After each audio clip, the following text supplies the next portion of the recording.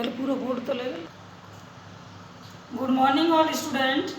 आज हम आपको हिंदी सेकंड का 3 चैप्टर पढ़ा रहे हैं जिसका शीर्षक है संधि। आज हम आपको बताएंगे संधि किसे कहते हैं। तो सभी बच्चे ध्यान से देखेंगे संधि क्या है। पहला आपका क्वेश्चन है संधि किसे कहते हैं। तो संधि की परिभाषा है दो वर्णों ध्वनियों से, आप ब्रैकेट में लिखेंगे ध्वनियों को, दो वर्णों ध्वनियों के मेल से उत्पन्न विकार से ब्रैकेट में लिखेंगे परिवर्तन को संधि कहते हैं। एक बार द्वारा समझ लीजिए, दो वर्णों ध्वनियों के मेल से उत्पन्न विकार परिवर्तन को संधि कहते हैं। नेक्स्ट क्वेश्चन है आपका संधि के भेद। संधि के 3 भेद होते हैं। पहला होता है आपका स्वर संधि, दूसरा है आपका व्यंजन संधि और तीसरा है आपका विसर्ग संधि। अब हम आपको पढ़ाने जा रहे हैं कि स्वर संधि क्या होती है। स्वर संधि की आप डेफिनेशन देखेंगे तो स्वर संधि है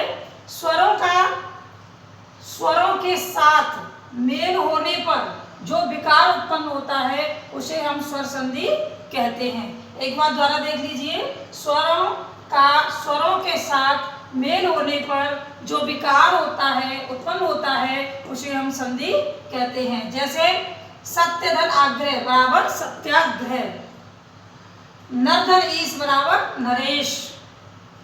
दूसरा है आपका व्यंजन संधि। व्यंजन संधि की डेफिनेशन देखिए, व्यंजन संधि किसे कहते हैं। व्यंजन तथा स्वर, स्वर तथा व्यंजन, व्यंजन या व्यंजन और व्यंजन का मेल होने से जो परिवर्तन होता है उसे हम व्यंजन संधि कहते हैं। जैसे विधन छेद बराबर विच्छेद। तीसरी है आपकी विसर्ग संधि। विसर्ग संधि किसे कहते हैं। विसर्ग संधि की आप लोग डेफिनेशन देखेंगे। विसर्ग संधि क्या है। विसर्ग संधि, विसर्ग होते हैं ब्रैकेट में, ये अलग से लग रहा है, इसको हम विसर्ग बोलते हैं।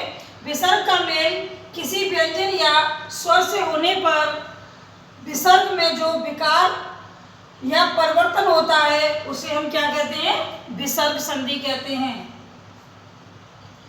अब आ जाइए, ये 3 संधियां थी, ये संधियों के 3 भेद हैं वो यहाँ पर खत्म हो रहे हैं। पहला हमने पढ़ाया स्वर संधि, दूसरा आपको पढ़ाया व्यंजन संधि, तीसरा हमने आपको पढ़ाया विसर्ग संधि। अब स्वर संधि, स्वर संधि के भेद। स्वर संधि कितने प्रकार की होती है तो स्वर संधि के भेद देखेंगे। स्वर संधि के भेद, स्वर संधि के 5 भेद होते हैं। पहला आपका है दीर्घ संधि, दूसरा है आपका गुण संधि, तीसरा है वृत्त संधि, चौथा आपका यड़ संधि और 5वां आपका आयात संधि। आज मैं ये टॉपिक यहीं पर खत्म कर रही हूँ। ये नेक्स्ट आपको मैं इनके बारे में विस्तार से समझाऊंगी।